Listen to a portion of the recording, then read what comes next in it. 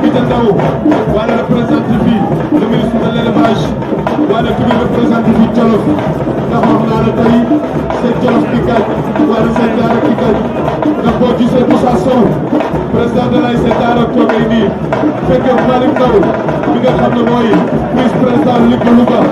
wala fekkee ki nga xam ne mooy Cheikh Mbacké Niang fekkee ki nga xam ne mooy Cheikh Lo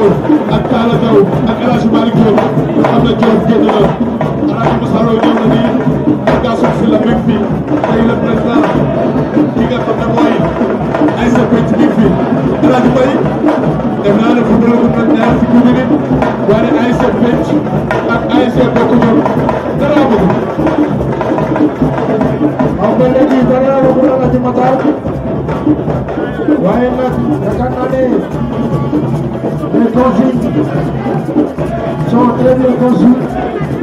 ba tax ne après les vecteurs yaakaar naa ne je dis que dana fi nga xamante ni moo la war a tegoo te yaa ngi évoluer de manière fonctionnelle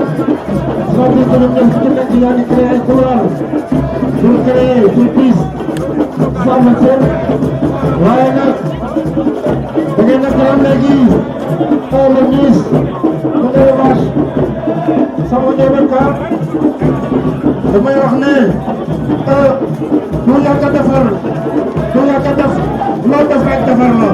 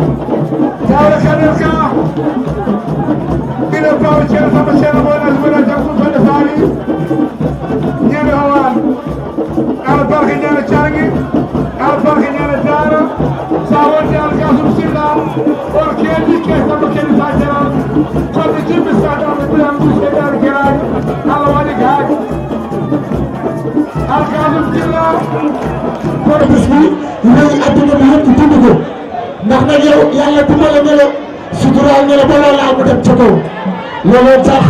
ma lay wax ne la tey waa UDTV ñëw nañ tey ci finalu zone B bi ñëw couvrir li nga xamante ni nii moom mooy final bi loolu nag li tax ñu la koy wax mooy li ci des kenn du la ko wax kenn du la ko jàngal ndax yow da ngaa judd ci teraanga yaru ci teraanga te ñii ñoom it dañoo doon ay doomu dëkk bi wax dëgg yàlla jàng seen métier mokkal ko ñëw ci dëkk bi di def liggéey bu mucc ayib.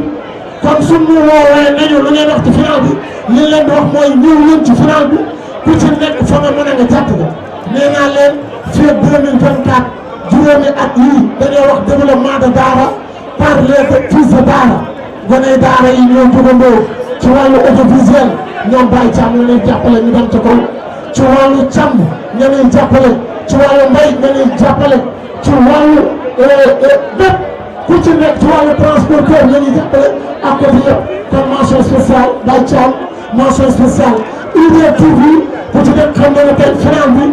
wax dëgg yàlla rëy na doomu aadama yi ñëw nañ kilifa yi ñëw nañu trophée yi bu ci kanamee boo ñëwee dinañ ko liir wax la li nga xamante ne tey moom la ñu def lépp mention spéciale au coordinateur Algassoum Sylla ndax tey il a décanté la situation mention spéciale à monsieur le maire Djité Ndaw wax dëgg yàlla parce que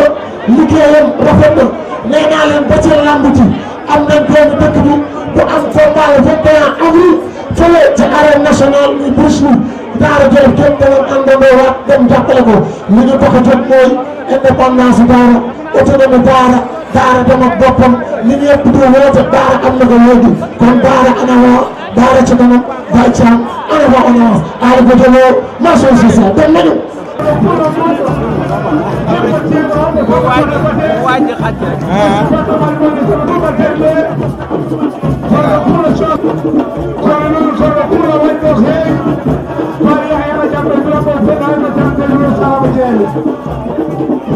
Ah,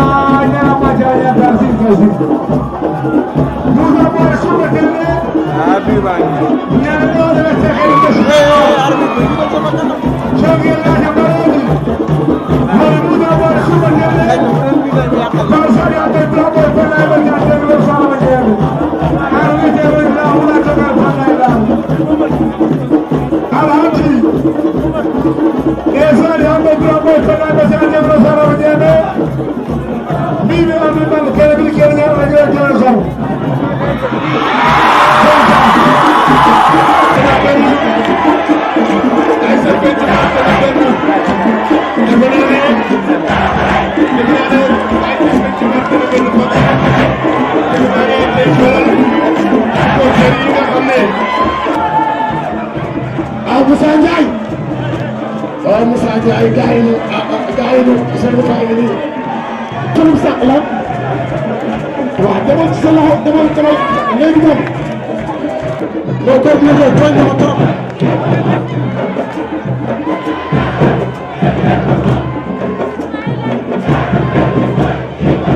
c'est la tournée c'est la waaw Birane seetal na ci ana pour le penc Moussa Ndiaye yàlla jërëjëf waaw yàlla jërëjëf le capitaine de l'ASC penc inspecteur na nga def maam Ibrahima da koy jox li ba pare ñu jox la ko bu ñu paree il faut immortaliser ça Allah ah le directeur xarit nomination bi yuuxu naa la ci rajo desoon na waaye dégg nga waroon nga maa woo téléphone war nga ne ma yaa may dégg wala du noonu yow sama xarit ba muy gëm sama yaar ko sam loolu la yàlla dogal waaw président penc jigéen bu wóogu jigéen bu wóor penc moo di xamoon mention spéciale félicitations ay sama kii waa kañ nga ñëw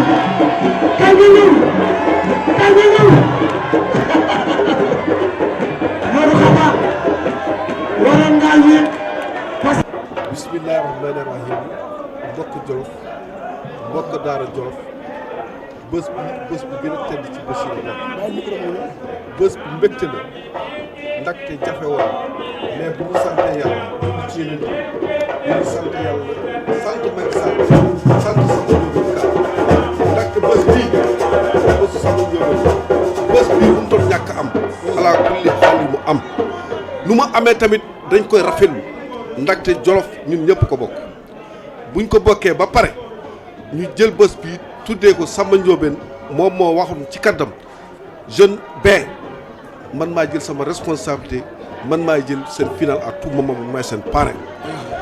jagleel ko nag suñu nit suñu mbokk suñu xarit monsieur le maire Guité Ndaw yàlla def na bés bi bëri na gàllankoor mais yàlla jàppale na ba bés bi antu na tey te li ko waral lu tax mu antu mooy ci kattanu yàlla la ci coobare yàlla la ndaxte ñu ngi sant yàlla bu baax parce que Macky Sall def ñu defal lu rëy parce que monsieur le ministre Samba Ndiobène Ka c'est de l'histoire tiendra à Daara Jolof parce que c'est le premier ministre fii ci Daara Jolof kon final bi mënutoon ñàkk am ala kulli haal am parce que moom lañ ko jagleel doon kon moom il faut coupe bi am final bi am kon ñu ngi sant zone B di sant Cheikh Niang gis nañ taxawaayam di sant aussi staff Samba Ndiobène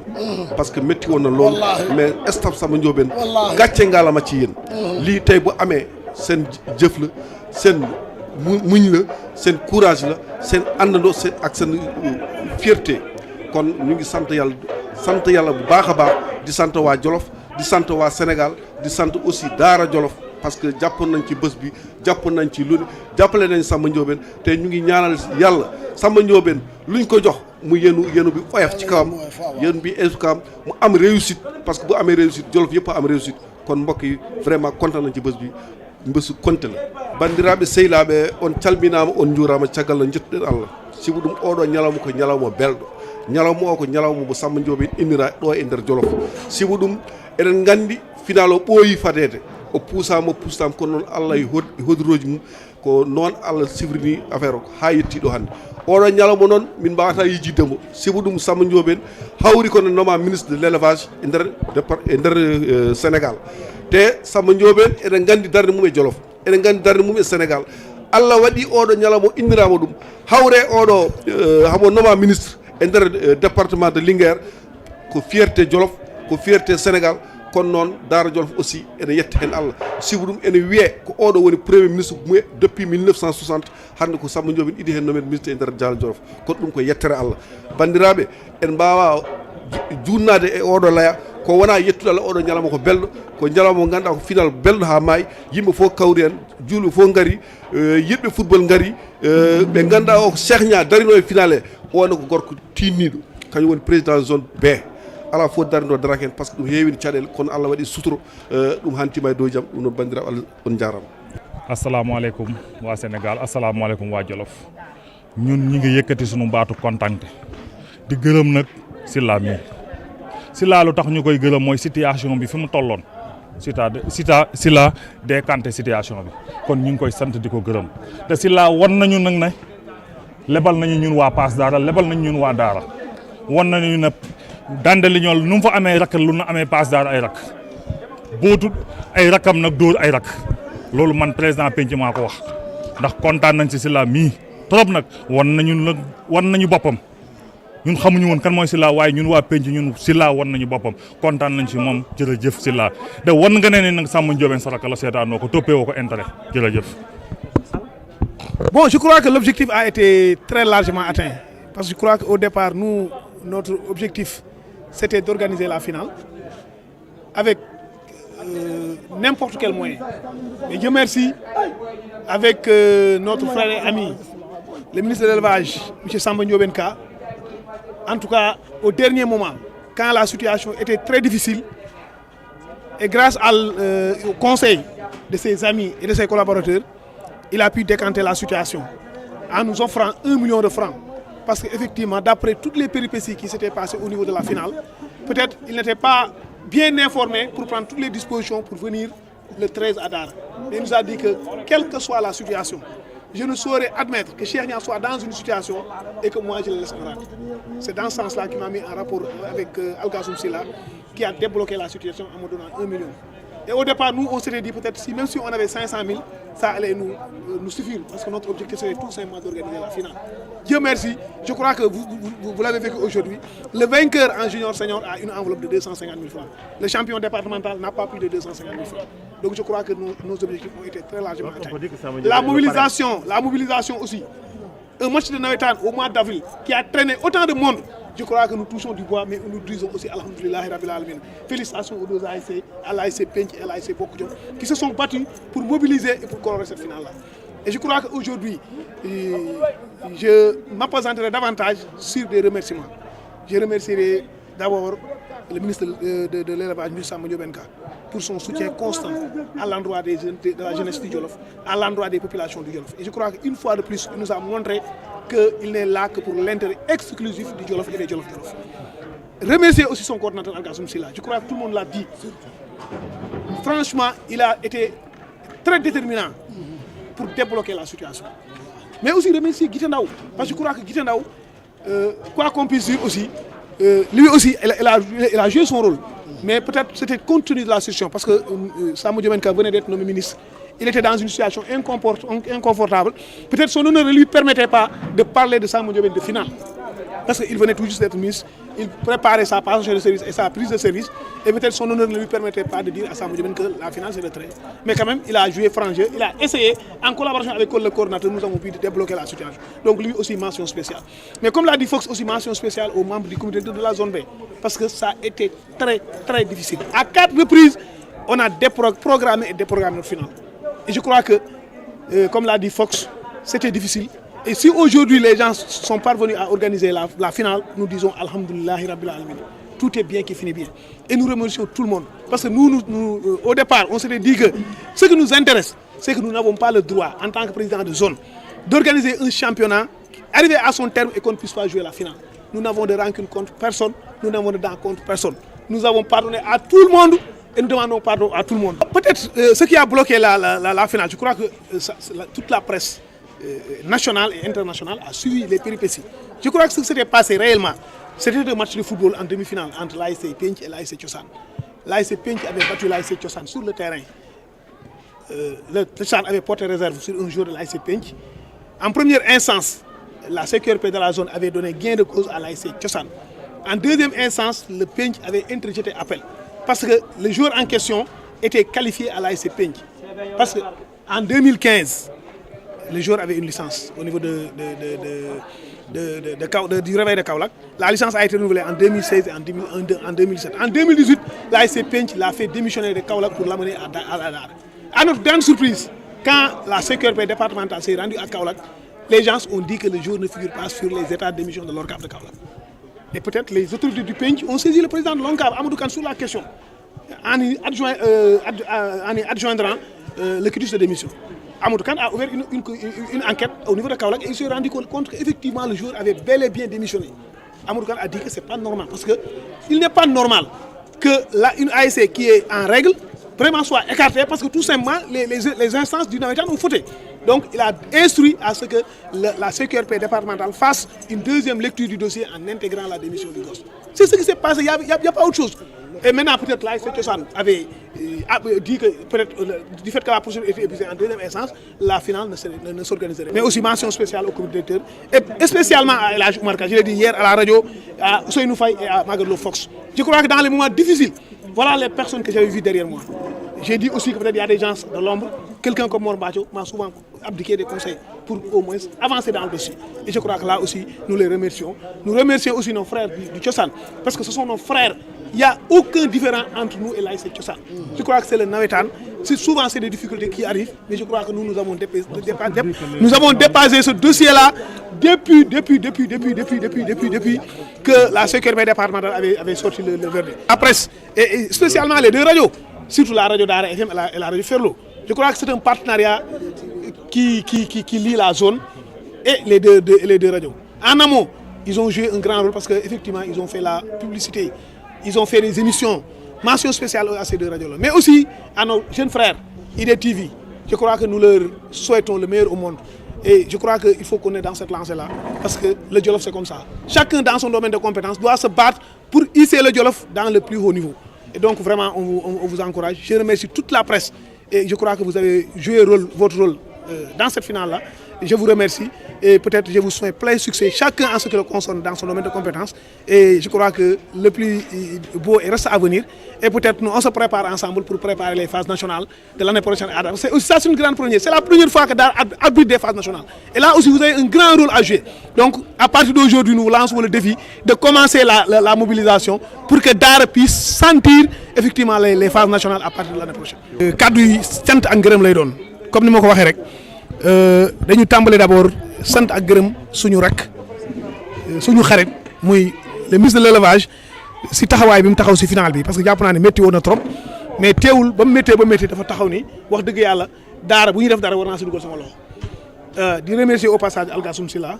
si taxawaay bi mu taxaw pour que situation bi décante di sant aussi suñu parrain Guité Ndaw jàpp naa ne lii dañu jàpp ne ñun yëpp rek nattu yàlla la woon bu naroon na ñëw parce que Guité Ndaw lépp lu mu mënoon def na ko pour final bi am mais nag boo ànd ak sa moromu nawle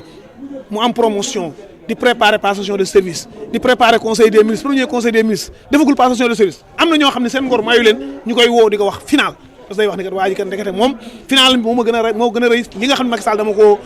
dama ko sas te ma bokk ak waa Sénégal gépp kon loolu aussi ñun amuñu si benn problème jàpp ni Guité Ndaw yëfu góor la def yëfu nandite la def kon ñu aussi ñoo ngi koy sant di ko gërëm parce que teewul taxaw na xeex na pour que gars yi kii final bi tey aussi envoyé na ay représentants ñu ñëw teewal ko di sant di gërëm aussi les membres du comité directeur de la zone B parce que lépp su amee ñoom ñoo taxaw sama ginnaaw guddeeg bëccëg lu may def ñu yëkkat ak man di xàccandoo di dóorandoo kon ñooñu aussi mention spéciale di sant di gërëm la presse locale gis naa ne li ngeen di liggéey bu rafet la kenn ku nekk sa la nga nekk la nga sa mën a taxaw nga si pour que final bi jàll jàpp naa ne aussi final bi wax dëgg yàlla macha allah jàpp naa ne tey Sénégal am na zone yoo xam ne boo doon au mois d'avril mën nañoo feesal stade duñ ko gëm mais tey une fois de plus waa Daara war nañ ni c'est une ville du sport football rek lañ bëgg football rek moo leen intéressé kon maa ngi féliciter l'équipe vainqueur muy l'ASC Penc mais aussi di encourager l'ASC Bokk Jom parce que ils n'ont pas démérité. jafe-jafe yi ni ma ko waxee.